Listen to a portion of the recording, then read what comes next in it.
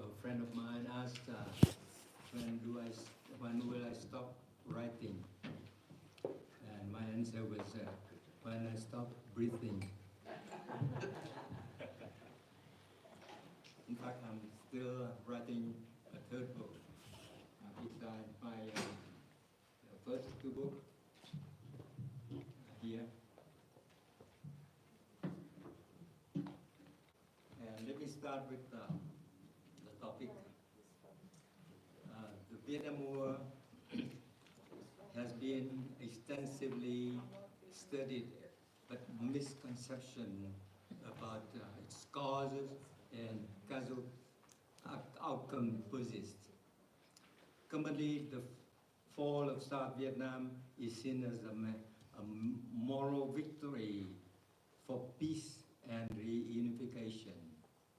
However, recent research and declassified documents offer a different perspective, revealing the Vietnam War as a war of national defense against North Vietnam aggression. This paper challenged the common narrative that the war was a civil uprising, arguing instead that it was a broader conflict fueled by communist expansion during the Cold War. Following World War II, the U.S. adopted a policy of containment in response to Soviet expansion. This policy led to the U.S. supporting various countries, including Vietnam, in resisting communist expansion. After France defeated the Dien Phu, the 1954 Geneva Accords, this divided Vietnam into North and South. South Vietnam became a crucial part of American strategy to contain communism in Southeast Asia. South Vietnam, with U.S.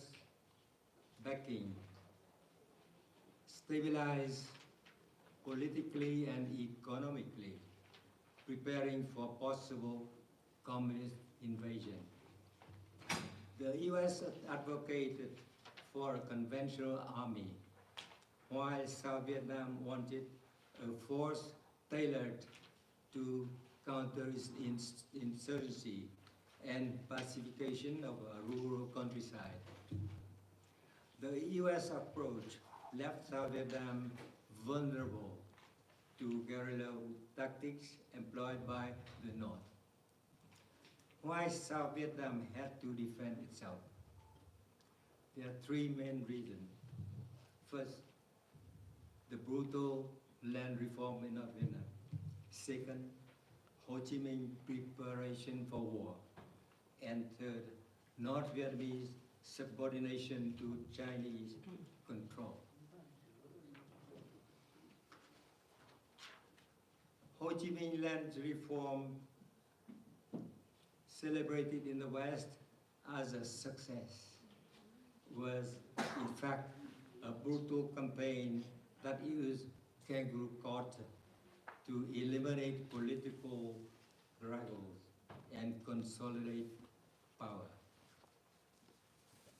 The reform was conducted under Soviet influence and Chinese control.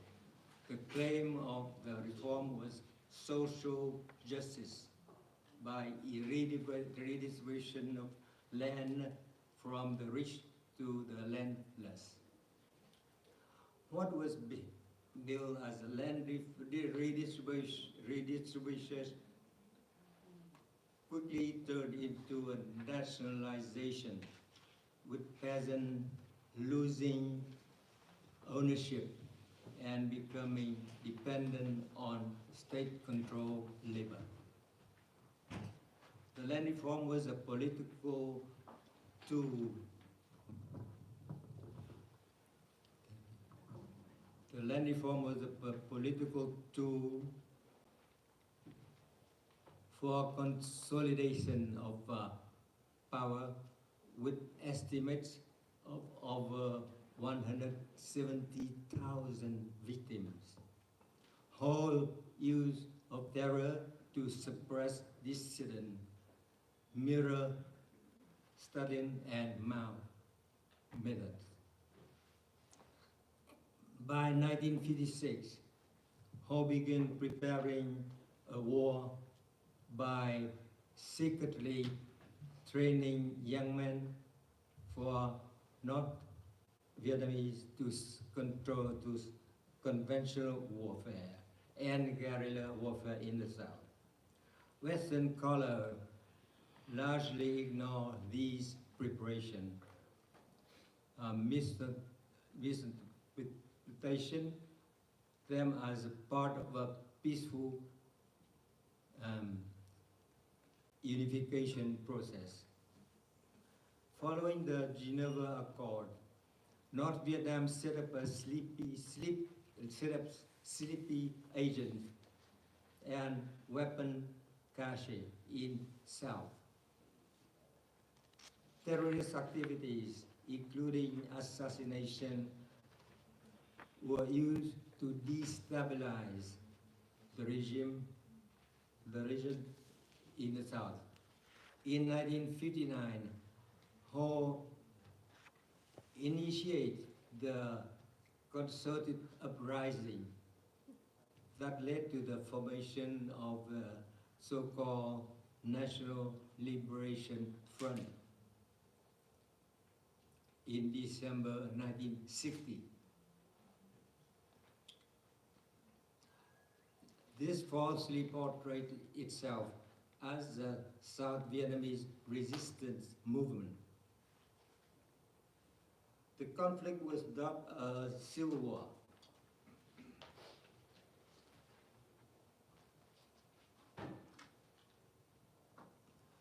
But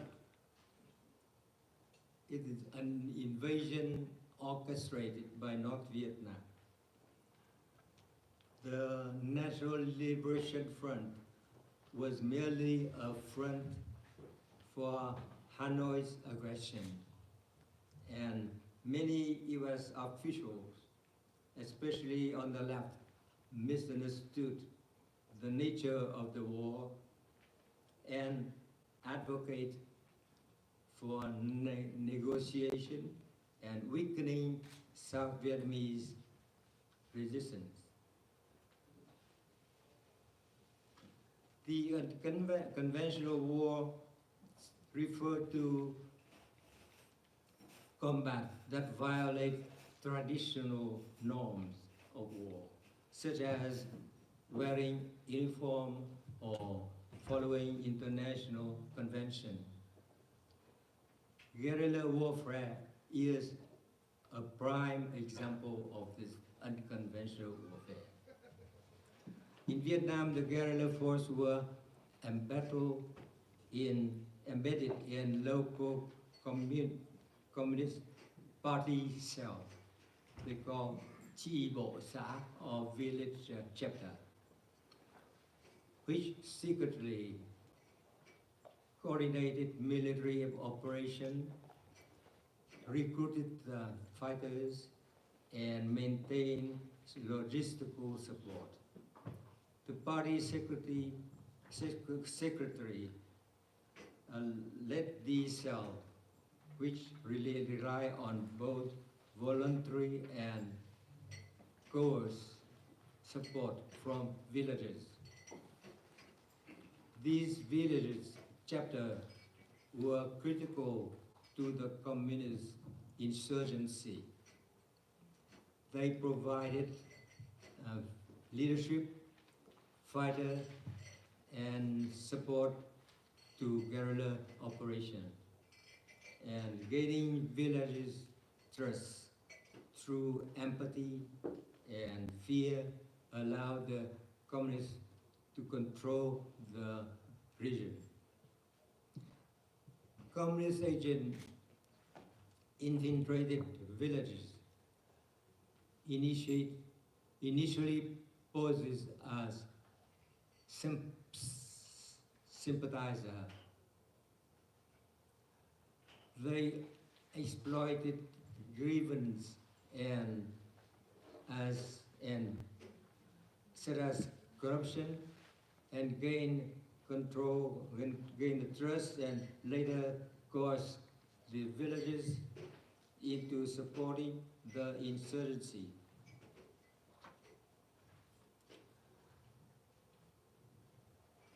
To counter communist infiltration, President GM launched the Strategic Hamlet program, which sought to isolate villages from communist infiltration and influence. Despite this logistical challenge and corruption that hindered its effectiveness, the program strongly challenged the communist control of the countryside.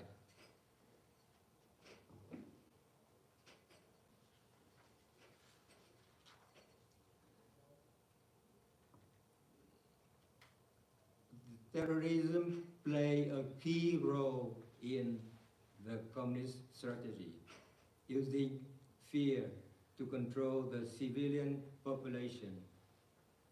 This fear of a secret agent operating mostly at night in the countryside was very powerful, dominating, and persuasive. The success of fighting people wars came from destroying the villages' chapters through intelligence operation, not just military force. This will be seen later in the later part. The media portrait of the Vietnam War was influenced by several factors, including misunderstanding, sensationalism, and bias, all of which misinform the public. Most of the time, the media perform the function of an echo chamber in the service of communist propaganda, using snapshot reporting, paid for speed over accuracy, and committed to advocacy media in the service of the editors who pay for good news in preference of true news. The Vietnam War saw a shift in US policy with each new administration marked by mistakes and missed opportunities that ultimately strengthened North Vietnam's position. President Kennedy's policy in Vietnam, particularly in his approach to Laos and the coup against President Diem, destabilized South Vietnam. His administration actions allowed North Vietnam to expand its influence, particularly through the Ho Chi Minh Trail. The Kennedy administration was found to be helping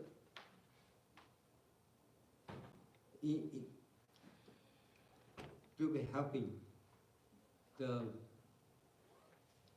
Buddhist crisis.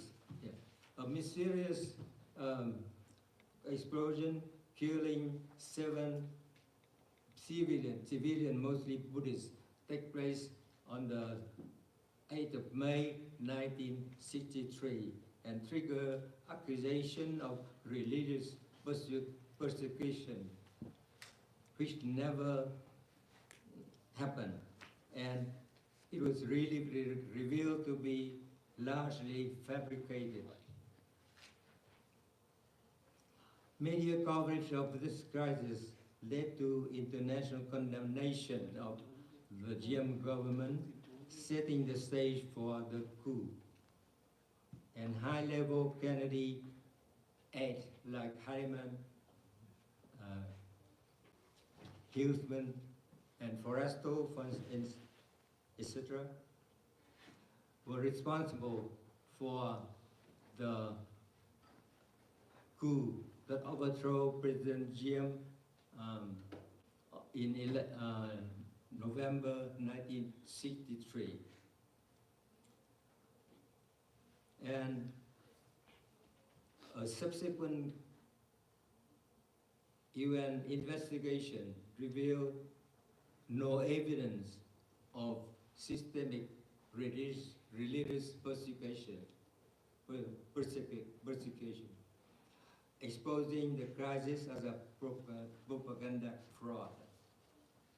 The UN finding discredited the media narrative, but the damage to the Diem leadership was irreversible.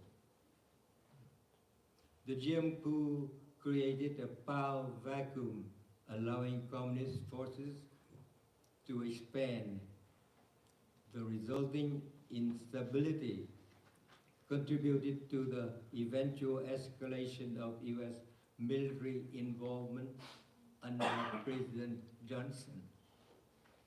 And this time, actually, Johnson saved South Vietnam in 1965 from falling under communist onslaught.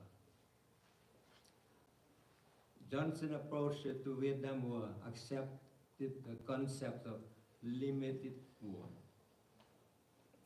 which aimed at a stalemate and a clear-cut victory. His choice is this: using limited war to avoid all-out war in nuclear exchange with the Soviet Union.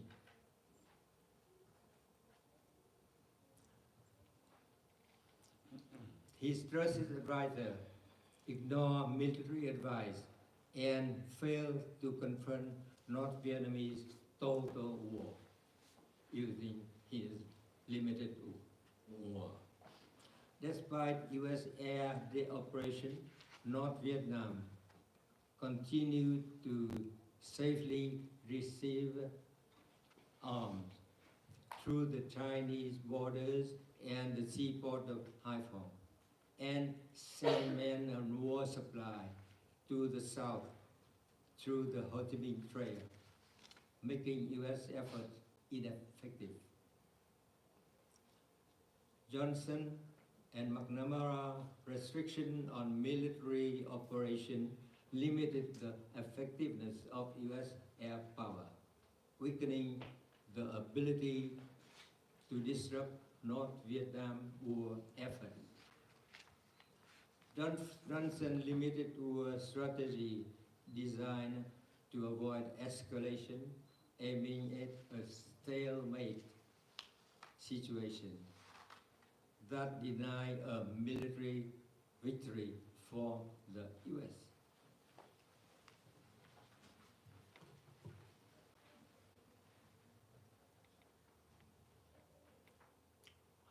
The ground war in Vietnam is better than the air war in the north. Despite the restriction, US forces achieved success in battles such as Van Tuong, Playmay, and Ia Drang, thanks to superior mobility and firepower and hardware.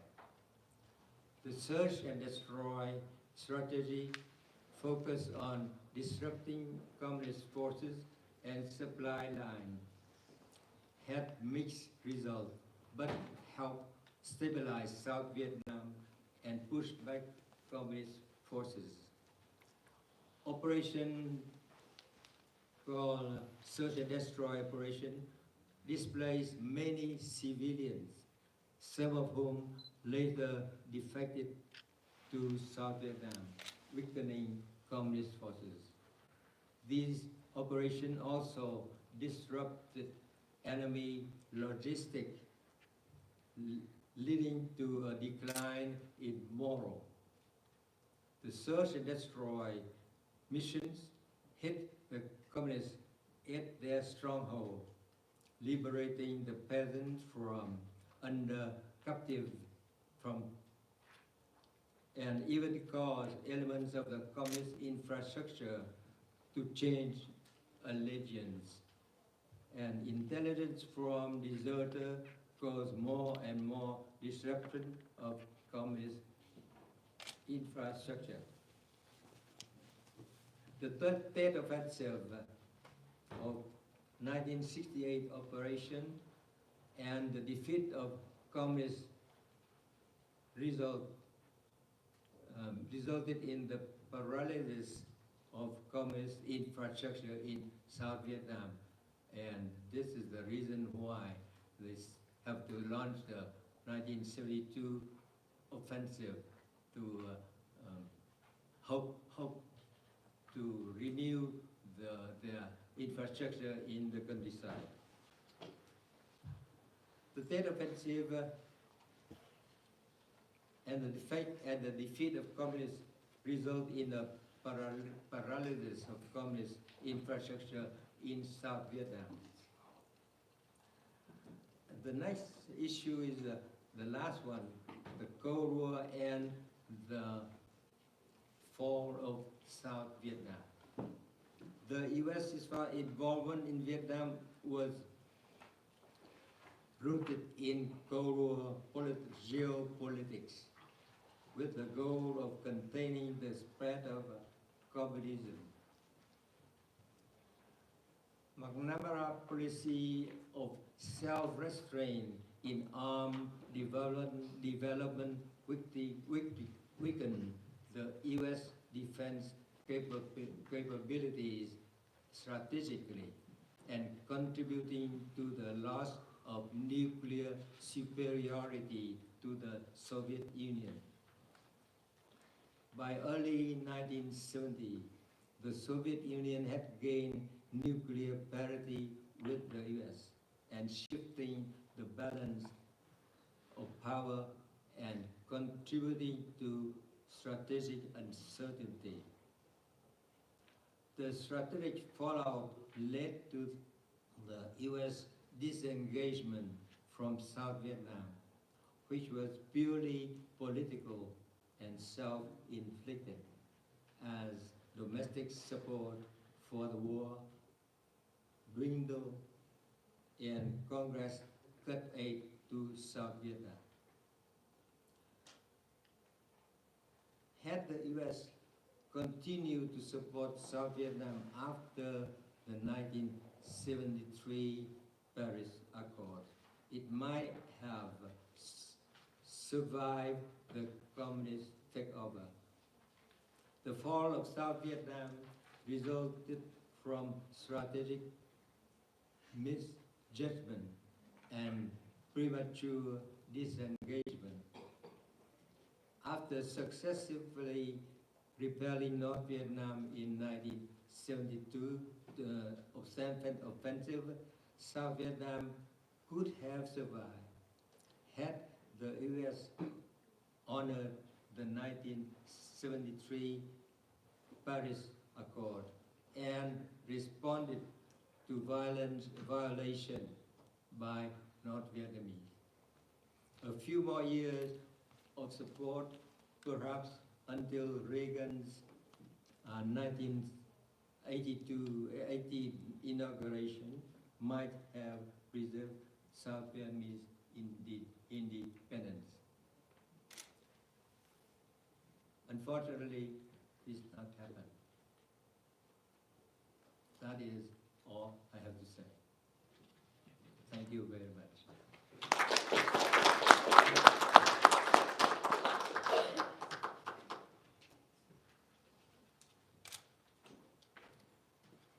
Thank you, Mr. Kỳ. Anybody have questions for Mr. Kỳ? Yes, sir. Go ahead.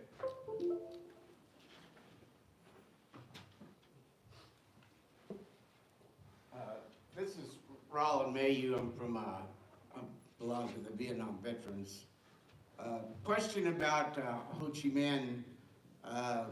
Wasn't a very nice guy, but I think the history of the United States did not learn to listen. They had the opportunity to listen to Ho back in World War II, in the United States in response to him. He had the opportunity to not to go communism, and I think that it was a bad choice for him, but that wasn't ours. The question is do you think he ever been rehabilitated, or was he an opportunity just to stay a communist? You know, he actually acted like he wanted to, you know, be on the positive side, but he decided to go to the communists. And you know, he was a bad guy. He wasn't friendly to people. But you know, it was. And also the other question I have, I was over there in '66, '67. Was it? We don't hear much about a religious war. Is the Catholics? Was it a Catholic war, or you know? Here I am, a Christian, and everybody talks about war. You know, when you're raised in America, you go to church, and you believe in God. I didn't know how much God was in Ho. That's what I want to know.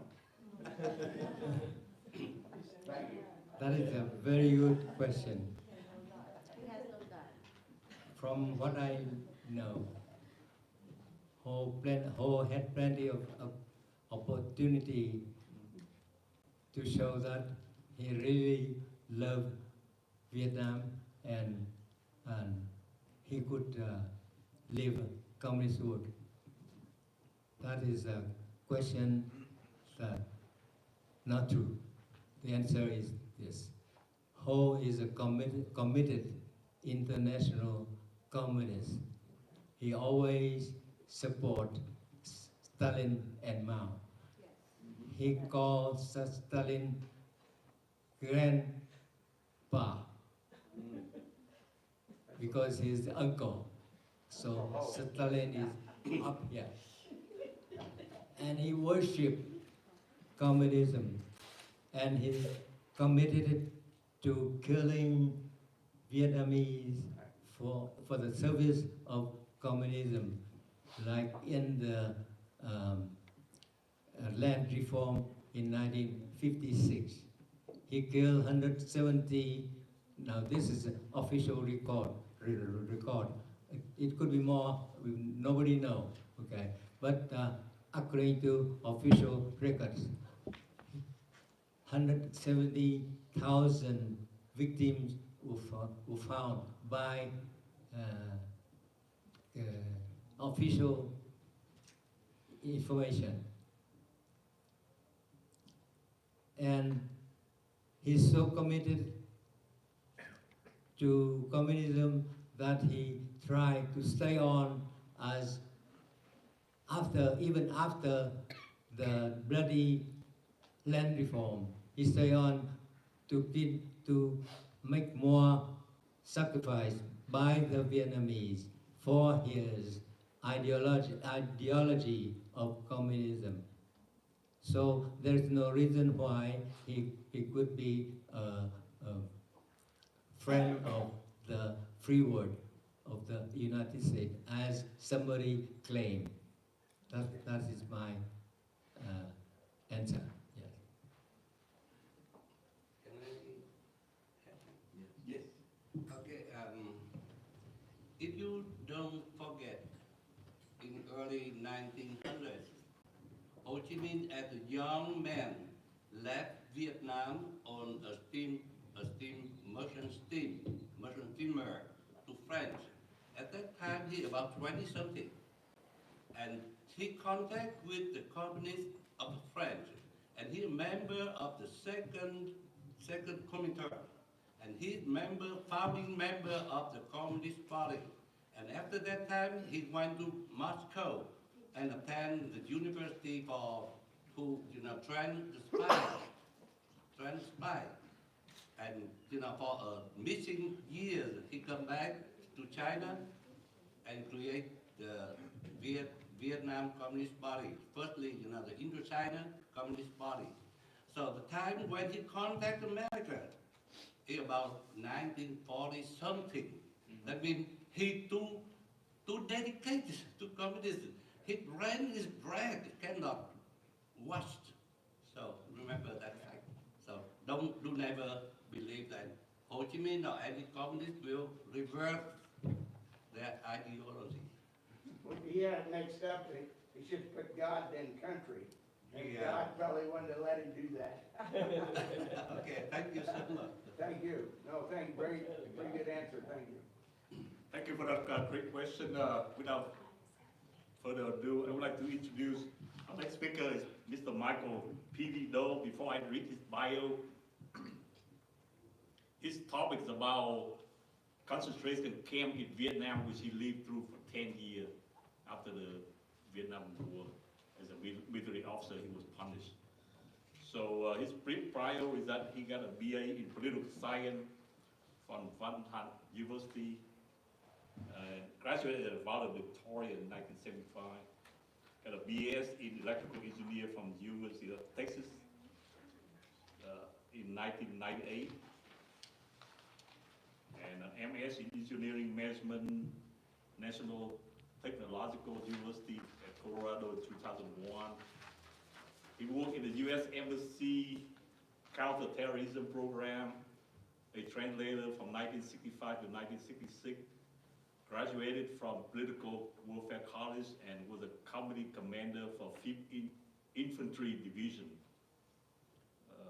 Chief of Political Education Office in the 2nd Air Division, and he was in the prison camp where they called it re-education concentration camp from 1975 to 1985. This guy remind me, anybody watch that movie Ride the Thunder? That was very good. That's the first movie I actually portray about the Vietnamese experience in prison. So I highly recommend if you have time, watch that movie. And he has several awards from Sikh Gallantry Cross Medal for bravery, and was recognized and honored by Texas Congress for contribution to community activity in 2021. So his topic will be concentration camp in Vietnam, the wound never heal. Please welcome Mr. Michael Peavey.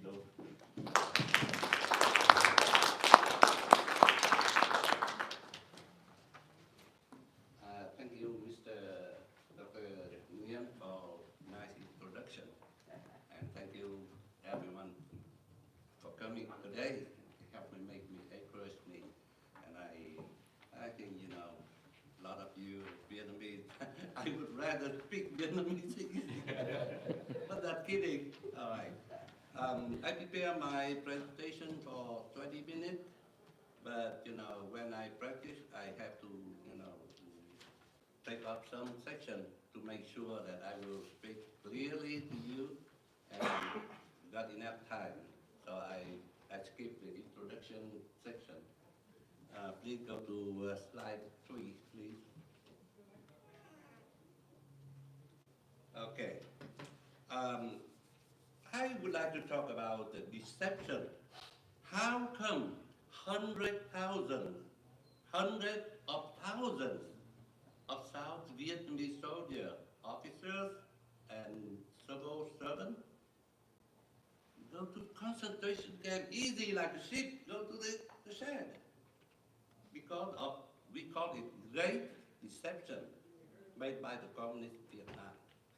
From May to July, the Monsoon Administration Committee, that acting as South Vietnamese Provisional Government, organized a 3-day session for the soldiers from NCO to enlisted men or women. And after 3 days of education, they got released, go back home. Okay? So next, they summoned the officers from company grade to senior grade and to general officer to 15 days. And we say, oh, 3 days for NCO, enlisted men, and now 15 days for officer. It's very, very reasonable. Yeah. Even if we don't trust them, we have no choice. No choice, okay? We have only one choice, go to the prison camp. Or we face the penalty, maybe death. In August 1975, the communists, through the last dragnet, mispresented, slide, okay. Please read it here. Sĩ quan cấp tí, cấp tá, retire and discharge the officer of the puppet army from captain to lieutenant colonel, officer of the puppet army from lieutenant to colonel, whose summoned orders had been previously postponed and had to report at Don Bosco School at 12 Cherminki, blah, blah, for 7 days. 7 days. The next, bring your paper, pens, clothing, blanket, mosquito net, personal item, and food for use in 7 days. Only 7 days. And from 7 days, it turned to be, for me, 9 years. And for most people, about 6 years. And about 20%, more than 20 years. More than 20 years. Some generals spent there for 25 years. Because the soldiers hoped that they would reconcile with the new government and would soon be released to continue their normal life in peaceful environment. They were naive to believe the communists would keep them for life. All the victims end up in the minimum of 3 years, as I said, 2 decades in the concentration camp. However, except for a few, very few people who had a relationship with the Communist Party members, who would spend about 3 years, or less than 3 years. Most, about, I can say about 80% spent from 3 years to 20-something years. The usual statement we heard from the cadre, always, every time, every day, every night, we heard from the cadre, you will be converted into the new man, because you are so bad man, you are criminal. You need to convert to a good man, okay? Through political indoctrination, to labor, to obey the camp rule. Whenever you show your progress, you will be released and go home with your family and build a new and happy life. Wow. In mid-1976, the Republic of South Vietnam Provisional Government issued a 12-point policy that decided that the term for education was 3 years, the minimum 3 years. But not that term, 3 years, it's a term. That means after this term, you will have the next term, and next term, and go on next term, and about 5, 6 terms, that makes 15 years. So, they're very good in using words. It was estimated more than 1 million people in the South underwent short-term detention, 1 million, and approximately 200,000 people detained for at least a year. In 1988, the Communist Deputy Minister of Information confirmed that there were about 100,000 former soldiers of South Vietnam government imprisoned in the camps. The re-education camp courses, which were claimed to be just several weeks, now turned into years and decades.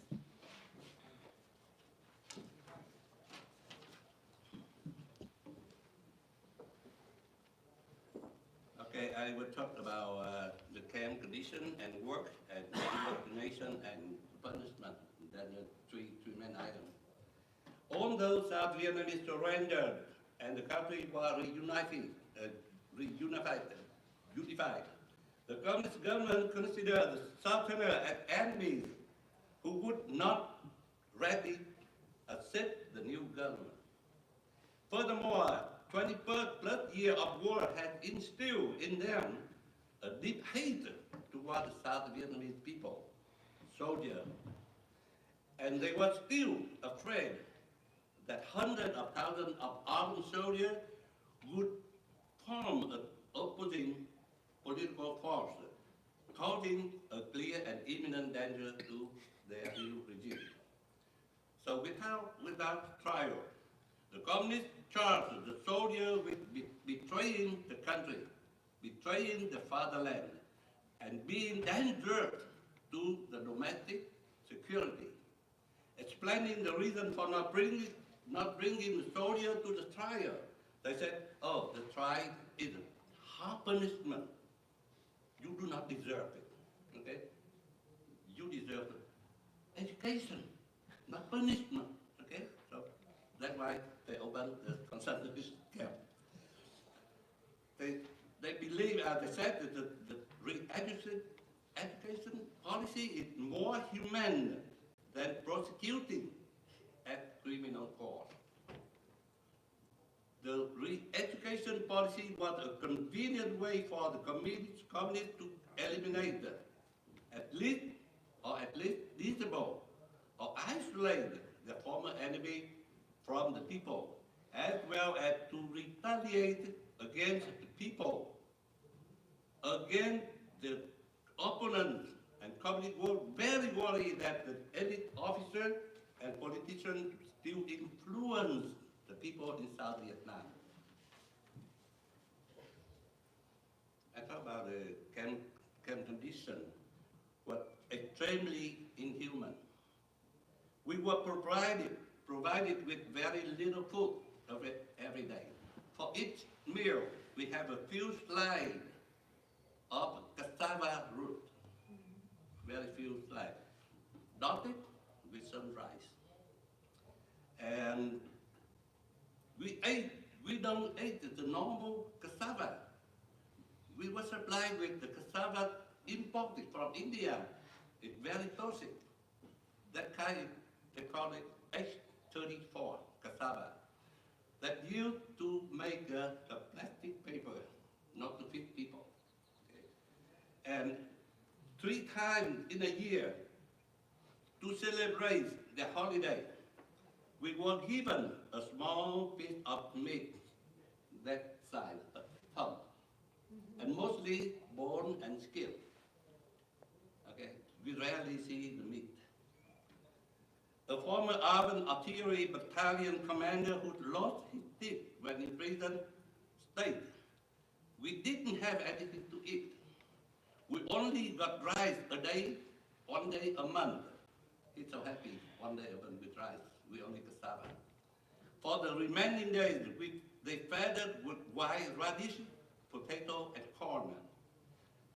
In Hanaming province, for 2 years in a row, there were about 15 people dying each week from starvation and disease until prisoners were allowed to receive food and medication from family. During years of re-education camp, we ate whatever creature, whatever move on the ground, worm, cricket, frog, dog, whatever, even snake, lizard, and insects. Sanitation and medical care were very poor. There were no medication other than some oriental medicine made from the leaf and the root they pick up, along the road or in the garden. Without painkiller, pain relief medicine, they remove the decayed tooth with a pair of pliers or a nail. A prisoner who broke his limb while working would be treated at the prisoner medical station instead of being sent to the hospital, because the hospital is not our standard.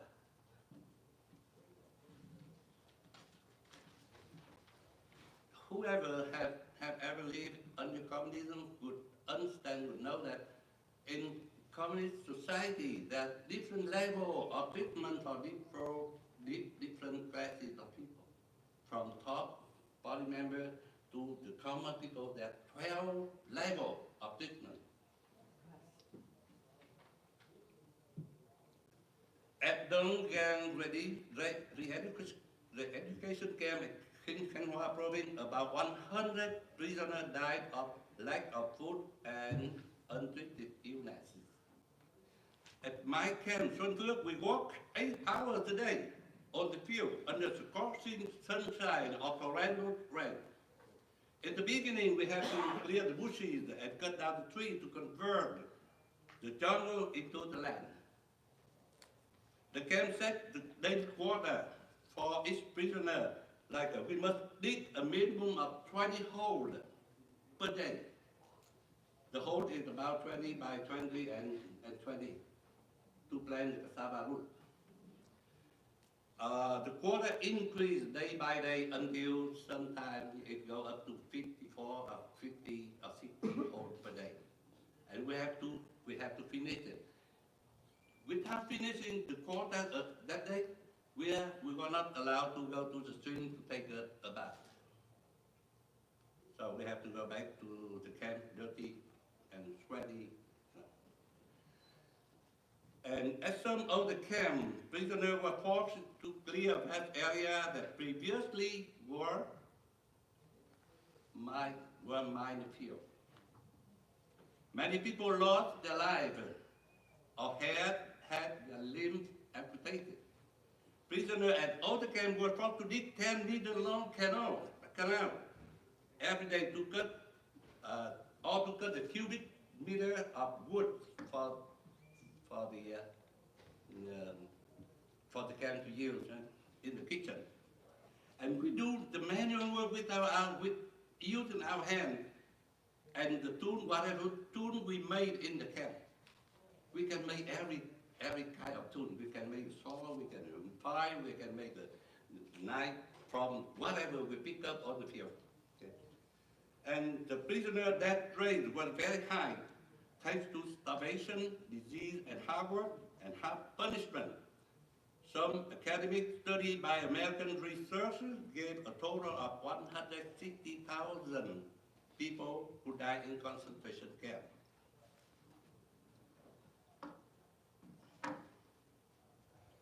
That means, when I was locked in the confinement, that means with shackle at the ankle and a rod, an iron rod through, and I had to face the wall and have only one position, head sitting and head lying. Because my feet was so close to the wall, so I cannot sit up, nor lie down.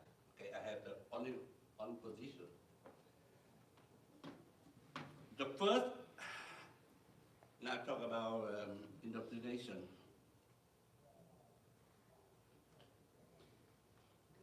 Okay. First and foremost, prisoners had to declare a detailed life history of themselves and 3 generations of their family, including everything from birth until April 1975. This process was repeated every year, and the communist cadre would read and compare our statement to find out if we had something still covered up. In the first year of detention, prisoners underwent a re-education session lasting 3 months each. Each session consists of from 8 to 10 lessons to brainwash the prisoner from the counter-revolutionary perception and perspective. For each subsection, after 8 hours of lecture, prisoners sat in group of 10 in the next 3 or 5 days under supervision of a communist cadre, and we have to discuss every night until midnight. At the end of any subsection, the prisoners were ordered to write a short essay to prove that we thoroughly understood the lesson. After the first session, prisoners had a whole week to write a comprehensive paper in which we have to praise and thank the party and the government for their merciful policy that allow us to live and give us the opportunity for the education. We have to thank them. Also, we have to confess the crime against the country and the people that we never committed, but we have to confess it, write down on the paper. Everybody has to acknowledge his crime one way or another. Many prisoners have to make up some crime to put on the paper to avoid being accused of being stubborn. The Catholic insists that the more crime we confess, the more we prove our sincerity, and the sooner we would be released. The most critical part of is to admit that we deserve that penalty, and we have to beg the party for mercy for their life, for our life. The second session was to prepare the prisoner for extended stay in the camp. After 3 years, now the second session, they make us learn something to prepare our long-term in prison. Communist forces the prisoner to write letters to convince our family to move to the so-called new economic zone. This was a new attempt to clean up the townspeople from the city, giving room to newcomers from North Vietnam. It was an irony when hundreds of South Vietnamese elites, many of them college graduates, were lectured by the communist educator who had the education level of a middle school student. Indoctrination sessions continue each year, but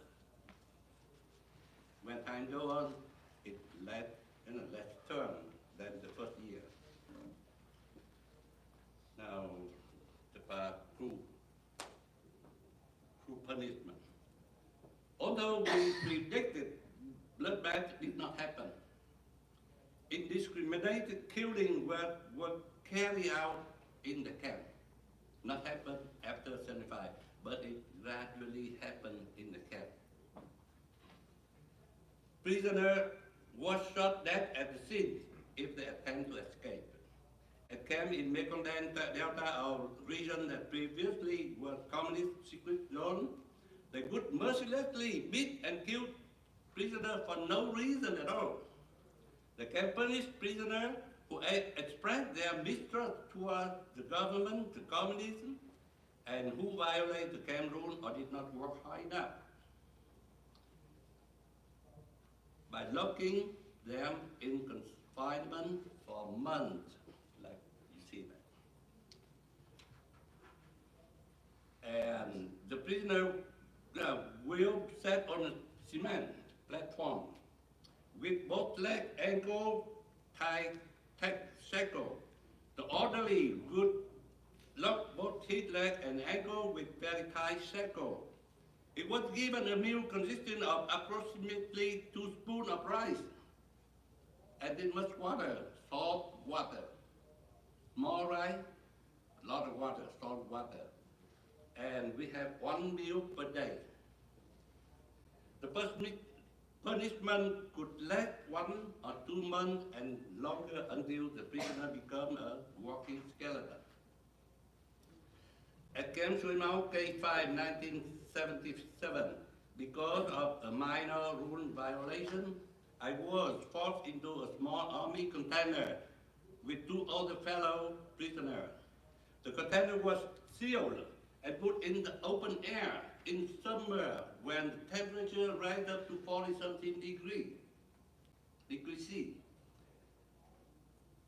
And 3 times at Camp Suối Máu, I was locked in the confinement cell with both my feet shackled to the wall during winter time when the temperature dropped to freezing point. The fact that prisoners were beaten to death was not rare, particularly in the Mekong Delta region. In October 1979, my friend was suffered to death by bombing the Vườn Đào camp commander. He used a bat tower to choke him to death because he could not, talk, could not convince my friend to accept his idea. That means he fell in an argument. Okay, he fell in an argument and he killed my friend.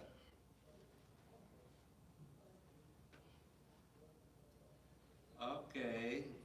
In 1977, the Vietnamese Communist government began to release a small number of low-ranking officers who had some relationship with the communists. In 1978, they released more prisoners who were medical doctors, dentists, pharmacists, so they could serve in their facility. In early 1980s, more waves of prisoners were released on occasion of Lunar New Year, Liberation Day, April 30th, and National Day, September 3rd.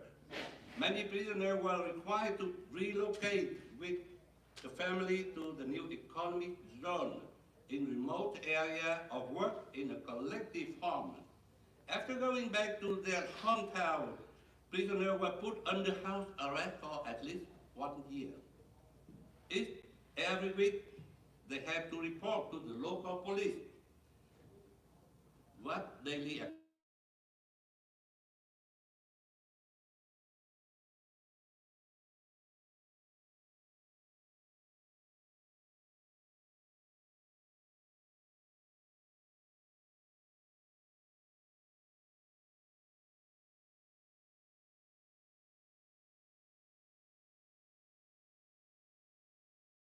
Their home because their wife had a new husband. And the most painful experience was then the wife married to a communist cat. So unable to find suitable job, most prisoners work as simple laborer, such as handyman, porter, mason, or pickup driver. We soon realized that our children were not allowed to attend college or university. The communists applied a 3-generation discrimination policy for former soldiers and civil servants of the Saigon regime. We were at the bottom of the classification of the society.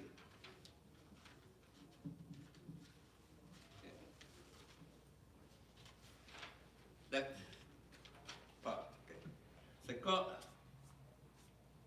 Psychology impact.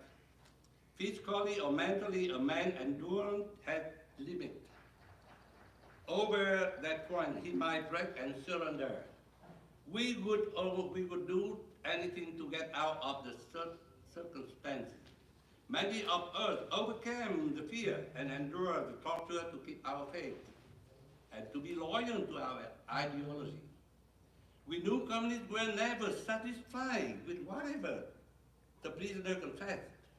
So they keep suspecting that there were more things hidden, and they would never stop abusing the prisoner until they believe that there are nothing left. In concentration camp, food became a potent weapon the communists used to control the prisoners.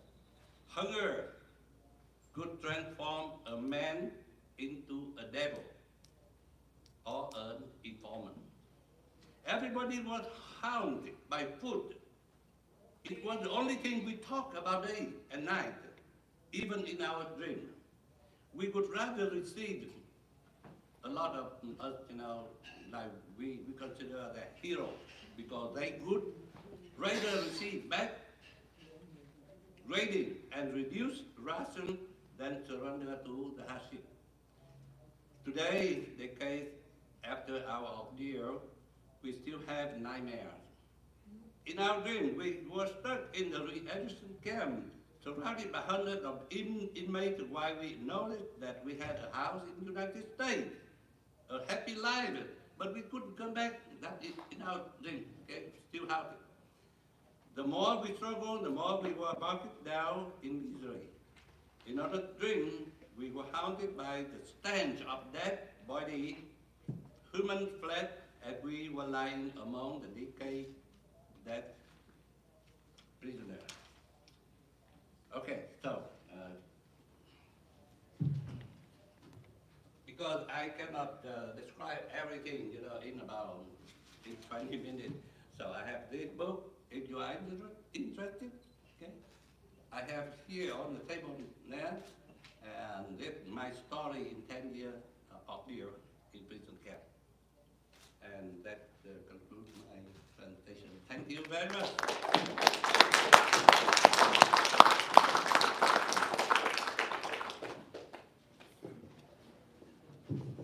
Thank you, Mr. Michael. So that's very powerful. And after we'll have one question for Mr. First, thank you for your service. Just two questions.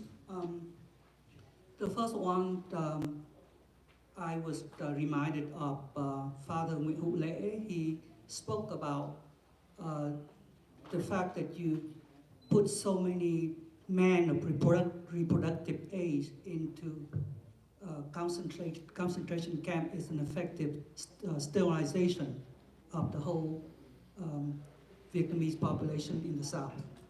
And would you care to comment on that? And secondly, Dr. Trong and I, we part of a committee to commemorate the 50th anniversary of Black April.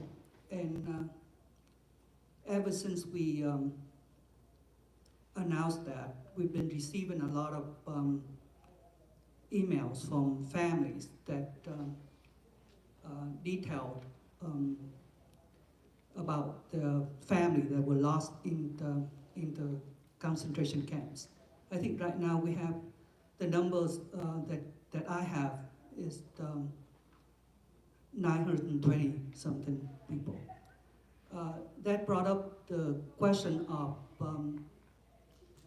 the numbers of people who actually died in concentration camp. And I think I've seen numbers as low as 120,000 and as high as 200,000. I think you brought up the number of 150,000. I just want to know how we came up with these numbers and if there's any sources to these numbers that you have used. Thank you.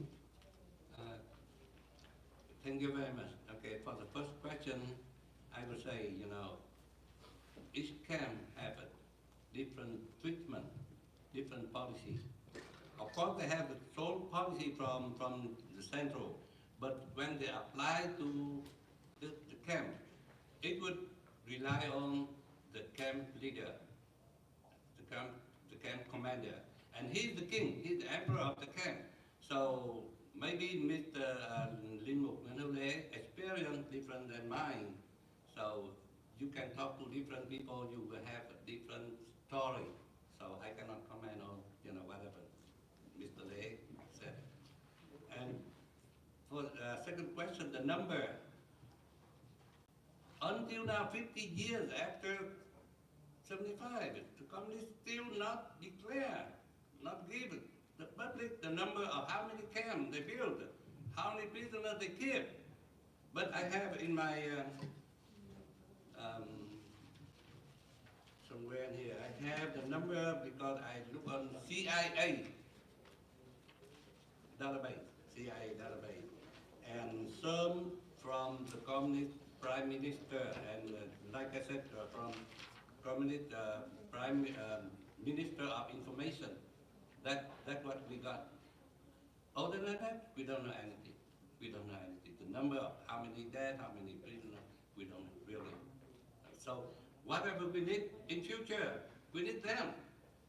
The communists, if they want to reconcile, okay, with us, want to change, okay, to build a new society, they have to confess the crime and public every number what happened in the last 50 years.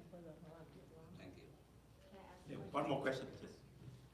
Hi, my uncle was an admiral, so he lost 20 years in the concentration camps. I have a question. You said that the PRG came out with a 12-point plan.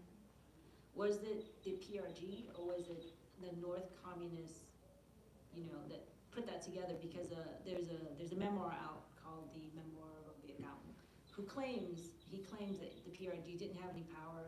They couldn't do anything about re-education camps. They were forced to, by the NBA. So I'm curious to know if it was the NBA or the PRG or actually both. Actually, whatever happened in Vietnam was, run by Hanoi Communist Party. So whatever name they disguise, they're communist. NLF or Viet Cong or UKIP or whatever, they're communists. The communists they left behind after Geneva Agreement. They left behind thousands, tens of thousands of captives, okay, to prepare for the war. So when they rise up, they use different names. They make believe, they make the people and the international believe that the movement from the South Vietnamese people, not from North Vietnam.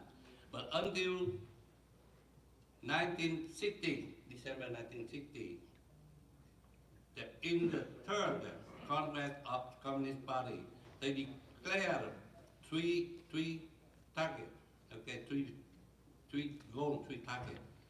First, created the National Front of Liberation to liberate South Vietnam. Okay.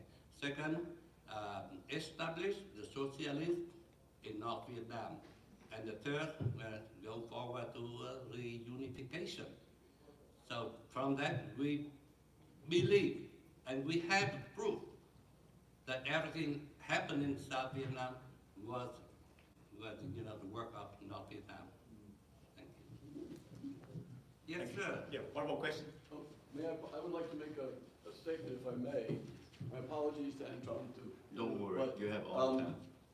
There's a story that I don't think anybody knows about a friend of mine and the HACO program. And so I thought, since this is being recorded, I probably ought to tell the story a little bit so that people know it. Please. Yeah. So some of you may remember General John Vesey. General Vesey was retired chairman of the Joint Chiefs of Staff. He was appointed by President Reagan, I think 1987, something like that, to negotiate with Hanoi on American MIAs. But General Vesey, he's from Minnesota. I lived in Minnesota. We were friends. I shared things. And I can't remember who, but I think we did discuss, he and me, the issue of the re-education camps. And so when he went to Hanoi, I think it was the second trip, and he told me this story. So General Vesey told me when he came back. So he's meeting with Nguyen, the foreign minister, to talk about MIAs. And then sort of at the end of the meeting, General Vesey on his own, and I think this is an example of the Americans who do not forget. He raised with Minister Tat. He said, and what about the graduates of your re-education programs? And Minister Tat sort of went like this. And then General Vesey said, look, I'm making this up a little bit, but he says, we Americans, we understand your situation. These are people whom you don't trust. These are people whom you don't need. These are people who are a burden to you. And Tat is nodding like this. And General Vesey says, so why not let them become refugees in America? We'll take them. General Vesey did not say they're our allies. He just said, we will take them. We'll solve your problem. Several 100,000 and their families. Right? So Minister Tat smiled and nodded and said nothing. General Vesey is disappointed. He goes immediately to the airport.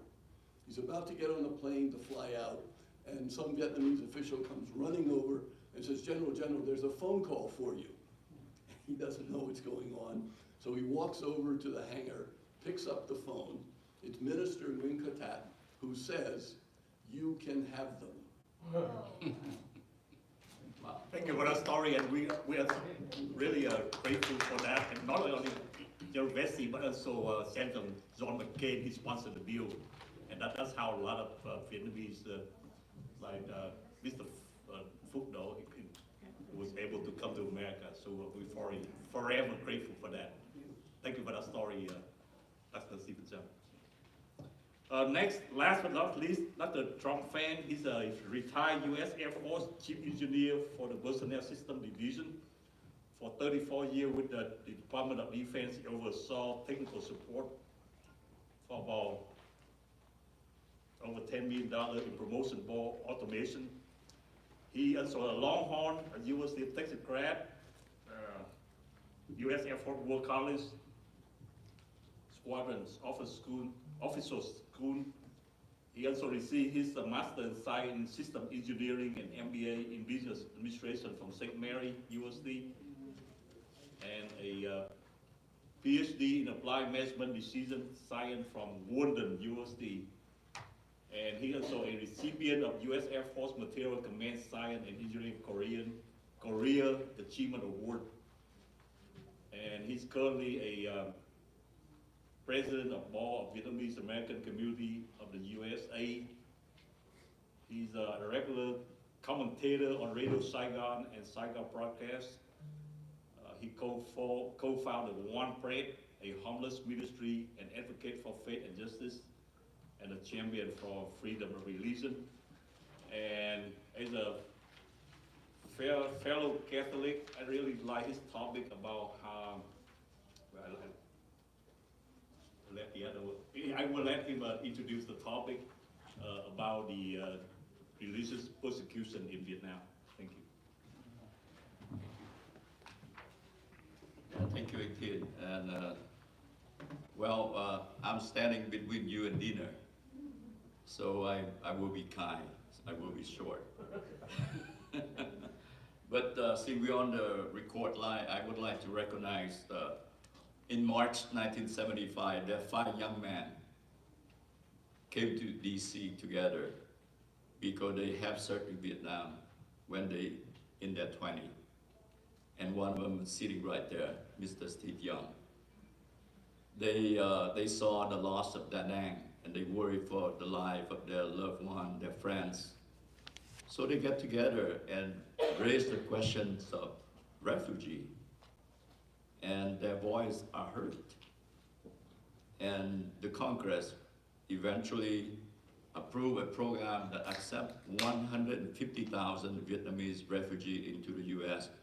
That started the chapters of the Vietnamese refugee, and right now we have 2.5 million.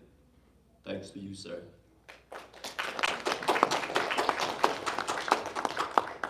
Well, beginning of last year, I was asked to join, be a contributor to a study by U.S. Commission on International Religious Freedom about the state-controlled organization, religious organization. And I contributed from the point of view of Catholics. And their report was published in September 2024. You can find it, you can Google it. And I wrote about the Committees for Solidarities of Vietnamese Catholic. It is a state-controlled organization to influence and hopefully someday to replace the Vietnamese Catholics. But I choose not to talk about it. Instead, I print my study in Vietnamese, and hopefully you can find a copy. If you want something to put you to sleep, that's a good start. But anyway, I will quickly go over the CPV, the Communist Party of Vietnam control strategy, its control hierarchy, and the lawfare against independent religious organization. I also briefly describe the existing state-controlled religious organization, and especially the Committee for Solidarities of Vietnam Catholic. It is a state-controlled organization founded in 1955, and their sole purpose was to control and replace the authentic Vietnamese Catholic Church. But lucky for the Catholic Church, we have a good relationship with our Universal Church, and we very organized. So we still survive, but we wounded. And that's why I bring up this topic. And we need help. Next slide, please. Oh, I can use this. Anyways, to create the religious control organization, the Communist Party of Vietnam used 3 different methods. The first one they call substitution. The government outlaw independent religious group, and they create state control alternative. And these alternatives mimic the name, the structure, and function of the original religious institution. However, they are directed by the Communist Party and the government to serve the interests of the party and the state. Example of the organization is the current Vietnam Buddhist Sangha, the 1997 Cao Dai sect, and the official Hoa Hảo Buddhist. The second strategy they use called co-opting.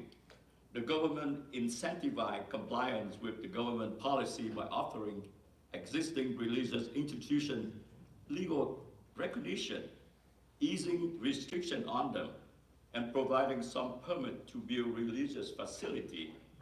And members and leaders of the religion might feel that, well, they can operate within the strictly controlled and protected government, and they think that's the way to survive, but they was wrong. And this organization is the Evangelical Church of Vietnam North and of Vietnam South. The government of Vietnam will wait when the time is right to totally turn them into a state-controlled organization. We will see that. The third strategy is infiltration. This strategy is used where the government cannot fully control a religious institution due to its connection to an organization beyond the boundaries of Vietnam. And the government therefore established a pseudo-religious organization whose members are also the members of the Catholic Church. But these members will help the government to interpret religious teaching, practice, to support CPV mission. And it is the Committee for Solidarities of Vietnamese Catholic, which I wrote about. How do they have a system to control? This is basically their hierarchy. There are 3 key parties and government agencies are tasked with monitoring and controlling religion. The Communist Party organization called the Fatherland Front of Vietnam, tiếng Việt mình gọi là Mặt trận Tổ quốc. They are responsible for contributing to the development of laws and will help recognize the religious phenomena, and it's also influenced religious organizations to state-appointed religious leaders.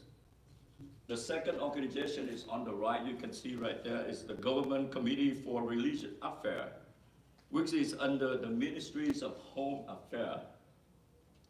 They are responsible for producing law to regulate the practice of religion, approve and monitor the operations, government-sanctioned religious organization, and direct the appointment of religious leaders also. The third key organization is the Ministry of Public Security. They enforce law and monitor religious community through the Directorate of Homeland Security. This diagram kind of shows these agencies, their roles, their responsibility, their position, but they work together and orchestrated by Communist parties of Vietnam. And they have 2 approaches. First, the influence through appointed religious leaders. And number 2, they develop and enforce law that control religious organization and practice. The key person and the key organization there is the Fatherland Front of Vietnam. They basically sound like a voluntary union. And the membership in MFV is actually a de facto requirement for any religious organization wishing to be registered and recognized, with the Catholic Church, again, being the only exception. And most of these key government agencies are led by high-ranking police officials. For example, just last year, a police general named Vũ Chiến Thắng, he's leading one of these organizations, came to Vietnam to help convince the US government to remove Vietnam from the most watchful list. Okay, besides that very strong organization, they have established a number of laws, target and control the religious organization. The first one is the 2016 Law on Belief and Religion. They enable the government to suppress any belief is deemed harmful to the ruling party. In section 1 and 2 of Article 33, it stipulates that a recognized religious organization must provide GCRA with a list of religious officials is appointed for approval within 20 days of selection. And GCRA have the right to veto. So technically, they influence in the installment of the leader of an organization. The 2013 land law and the 2014 construction law basically all the religious construction require permission from the government before the construction of a religious facility. And these laws also regulate the land use for religious purpose. The 2015 criminal code are interpreted very broadly, which the government interpret these legal provisions broadly. They enable it to prosecute advocates for religious freedom and independent religious practice. And one of the departments that I mentioned earlier have used these provisions to target members of the ethno-religious minorities communities in the Central Highlands and Northwestern Highlands, like the Hmong, and even the Mekong Delta, the Khmers, the Buddhists. Last but not least, in 2018, Law on Protection of State Secrets. In November 2020, then Prime Minister Nguyễn, he announced Decision 1722. He confirmed that the Communist Party have placed its agent in each religious organization. And this decision determined that the party member will be selected, arranged, and enlisted by authority of religious organization. And this information will be the state secret. That means no one knows who will be chosen and installed in those organizations. So through those laws, through those structures, they have created 6 state-controlled religious organizations. And I forgot to I mentioned briefly earlier, this organization basically was intimidated and pressure into submission. The state-controlled religious organization is a religious group or institution that operate under direct influence, supervision, or control by the government. And the government exercise significant authority over these organizations, including leadership appointments, property matters, religious practices, and even doctrinal interpretation. That's why you have seen a lot of crazy interpretation from Buddhist monks last year about Buddhism. There are currently 6 state-controlled religious organizations allowed to practice and orchestrate by the Fatherland Front of Vietnam. The Vietnam Buddhist Sangha, the 1997 Cao Dai Sect, the official Hoa Hao Buddhist Church, the Evangelical Church of Vietnam North and Vietnam South, and lastly, the Committee for Solidarities of Vietnamese Catholics. The Committee for Solidarities Vietnamese Catholic is a state-controlled pseudo-religious organization, as I mentioned earlier, unlike the other 5 organizations identified in previous slide. The Committee for Solidarity does not formally or directly control the religious denomination to which it pertains. Rather, it operates through infiltration of the laity and various ranks of the clergy. Its members often hold title and position in the government of Communist Party farther front of Vietnam. One of their prominent members of this is Father Phan, who just passed away this week.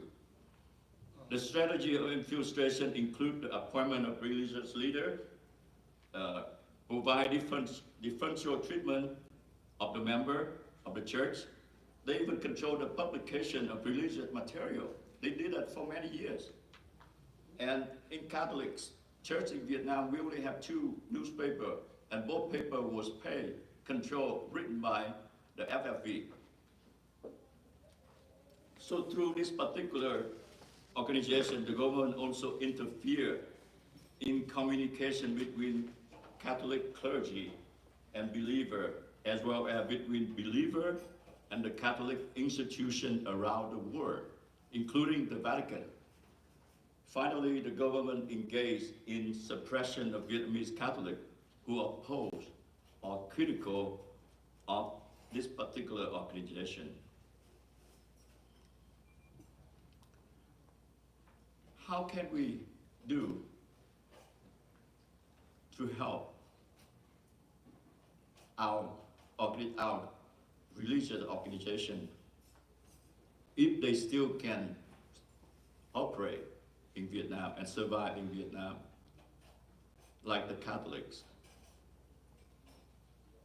So basically, we need to have a multifaceted approach, focusing on advocating for legal reforms, fostering international support, and empowering individuals within the religious community. This is basically a approach and method that have been proven, but it's required. We should work with an organization that was in a free country, like the U.S. Commission for International Religious Freedom that our team have been working with for many years. We help to capture religious violation report in Vietnam, translate it into English, turn that into a format that users can accept, and put it in their annual report. And because of that, the users for the last 2 years have identified Vietnam on the watchful list. And this particular year, the report they just released not too long ago, they recommend the US government to declare Vietnam as the country of particular concern.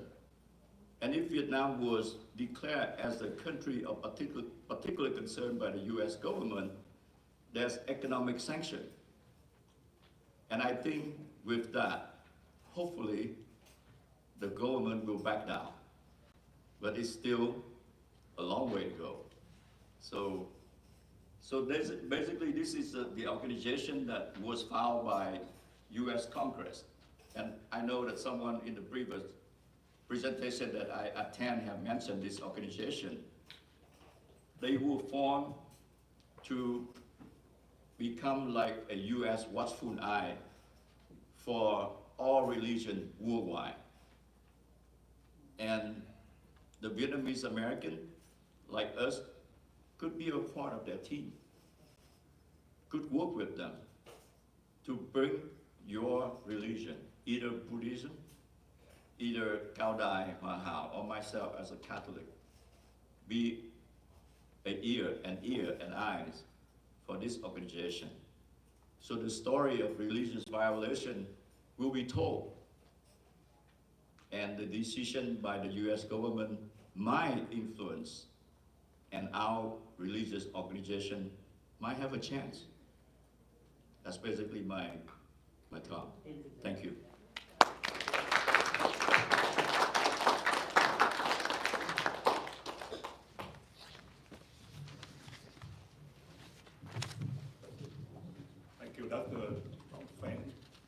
question for him before we adjourn?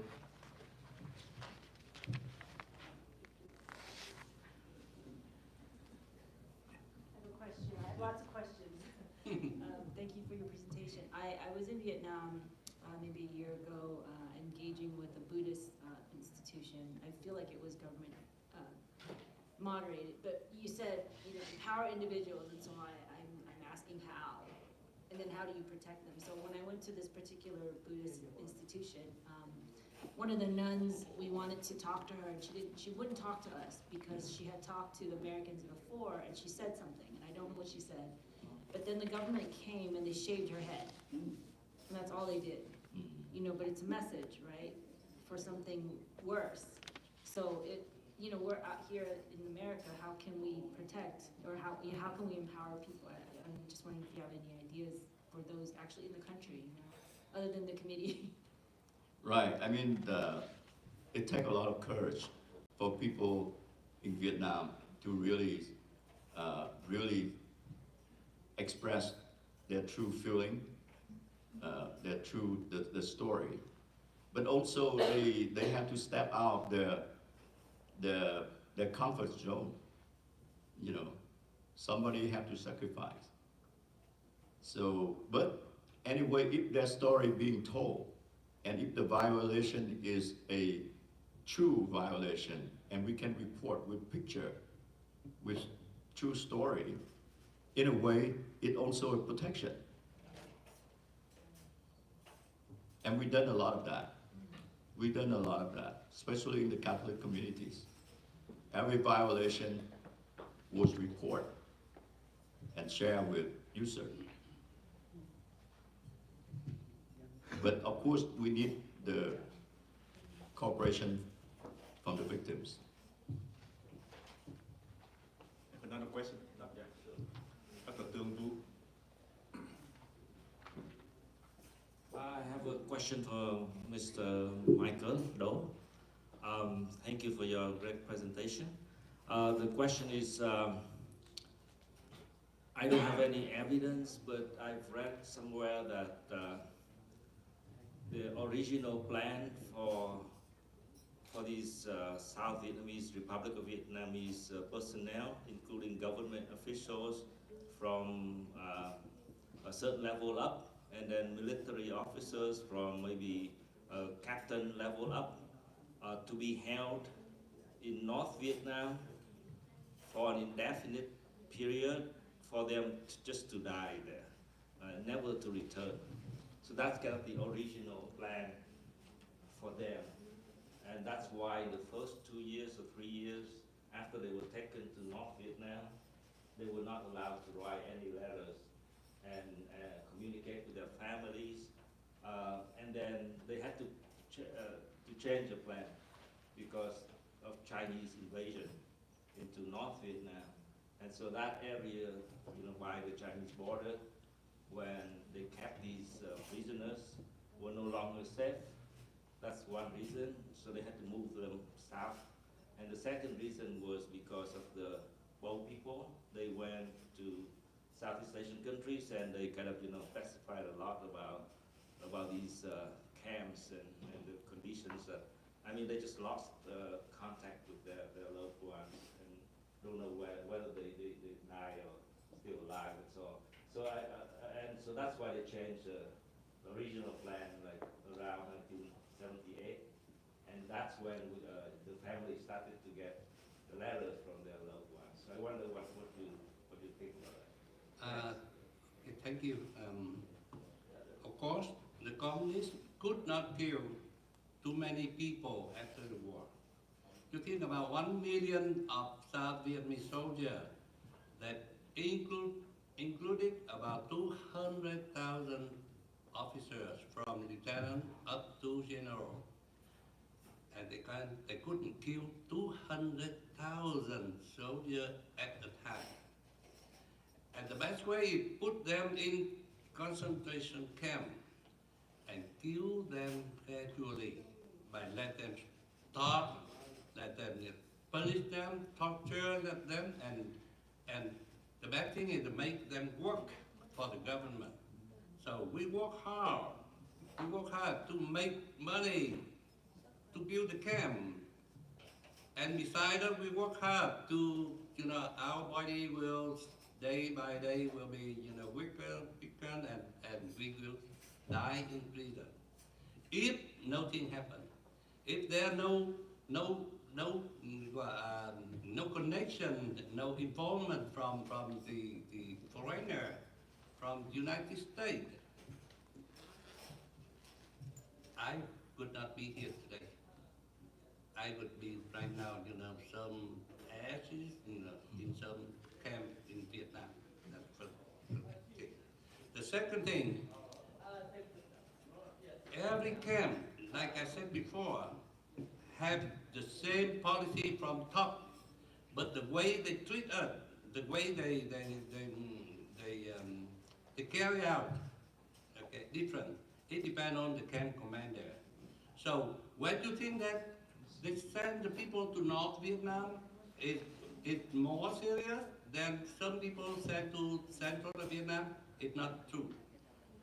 Like I say, my camp is the camp for the criminal who get the sentence of death, waiting for execution, or the criminal who was sentenced for life. And we from South Vietnam sent to there, and we consider that the hardest camp in South Vietnam. But when we talk to other people from North Vietnam or some people in Vietnam, they have done the brutality almost the same. So don't think that go to North Vietnam is more critical than stay in South Vietnam. No way. Thank you. Thank you. We have one more question, sir. This question for Dr. Trong Phan. We really appreciate, your presentation about the situation of the control of all the religious church under the communist government. The question here is, why the communist government afraid of independent religious church, including, like recently, Sư Minh Tuệ, who does not present any power, and he just wants to practice the Buddhism in his own way. Thank you.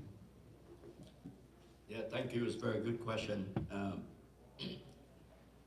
You remember when the communists just came to North Vietnam, their goal is using a hard solution for the Catholic Church, because my uncle, he's the Catholic priest, and he spent 13 years in prison. The only request from the government, a few days before that, they always brought him up and say, if you go home, you quit being a priest, get married, you're free to go. And they gave up after 13 times. He's still a priest until he died, he being released. So, I think it's a risk calculation from the government of Vietnam, because religion have an ability to influence a large population, especially the follower. I know, like for the Catholics, if the parishioner priest orders something, I'm pretty sure the majority of the follower will listen.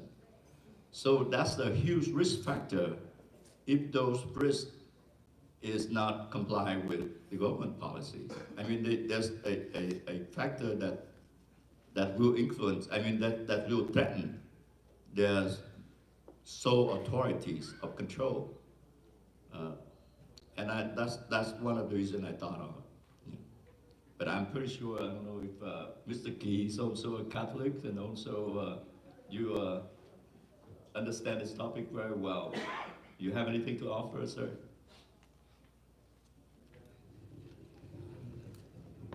Actually, I have no good information regarding this topic because compared with you, nothing. Okay, thank you. Yes. All right, one more. Thank you. Hi, my name is Kelly. First, I'd like to thank each and every one of you on the panel for being here, for your dedication and hard work, and especially for those who missed the door, who have suffered so much in the prison. My father went to prison himself, so I know. I also went to, if you read the book by Father Nguyễn Tôi Phải Sống, I Must Live, he talked about Cổng Trời and how cold it was. And I went there myself, I checked it out, and I cannot imagine being a prisoner doing hard labor without food and adequate clothing to endure the cold winter. And I went there during the summertime when it's supposed to be hot, but it was freezing. So I only have a comment, I don't have a question. I think that is to nobody's surprise how the Vietnamese communists treat their own people regardless of the northern Vietnamese or the southern Vietnamese. It could be that after fighting for 2 decades, the people just got really tired. And I mean, like the junior officer, they were given, what, 3 days? After the Vietnamese communists won the war, 3 days of re-education or whatever, and they packed their clothes and whatnot, and they went home after 3 days, and that's why the senior officer was told that you have 7 days. I mean, come on. They cannot fool anybody, you know. The land reform, the massive migration to the south, how they treat their own people in the north, persecution with children, wrongfully accuse their own parents in public. It could be that we lost the war because we didn't do a good job in terms of propaganda. We did not have, and then the people in the West, they read and they chose to hear and see what they wanted to hear. So we as Vietnamese, we have to do a lot, much better for reconciliation with our own people, regardless of political affiliation. And at the end of the day, it's our people and we who suffer. And I thank each and every one of you for your hard work. And then regarding Dr. Phan's topic, the Vietnamese Communist Party, they have a rule, they have the law, they wrote the law. I saw the book myself about, they have a policy regarding religion. So it's to nobody's surprise. If we don't know it, maybe we haven't done enough work to know what goes on behind the scene within their own political party. But I mean, they wrote a book about that within their own party. Maybe we should do something, infiltrate, I don't know. But 50 years have passed, and it seems like we are going around in a circle. We cannot depend on foreign countries in the West to help support us. We cannot. We have to look inside ourselves toward the motherland, in hope to unify our own people, not for common interest. Everybody have the same goal: family, happiness, you know, the opportunity to go to school, to better our lives. People at home, they do have that same values, but we have to educate our people. We have to break down the barriers and do much better. We cannot say, oh, the red are coming over here. We cannot be afraid. If they're coming over here, why can't we go over there? Why can't we infiltrate and, you know, beat them at their own game. Why not? Yeah, thank you for the comment, but I just want to emphasize the fact that we have all this is that to educate the public about what's going on. And one of the core tenet of communism is atheism. And that's why you see they are very brutal. You see Pol Pot kill 1.3 million people, of their own people, without hesitation. When you don't believe in God or any religion, your mind is just almost like an animal. You will do anything to. Communism, to them, is a religion itself. So when they believe in that, they will do whatever to sustain that power. So that's the reason I want to expose them. Right, they use deception, mistrust, right? Now if you follow the news, even their own leaders hold the incense, kneel down in front of the altar or whatnot, and now, are they really atheists? They put Ho Chi Minh picture on top of Buddha and Jesus and whatnot. So now, And that's why I say communism is religion to them. right, So. right. So it's not atheists. They do whatever it takes to stay in power. Thank you, everyone. I know it's almost dinner time. Remember the first bus leave at 5:45 for the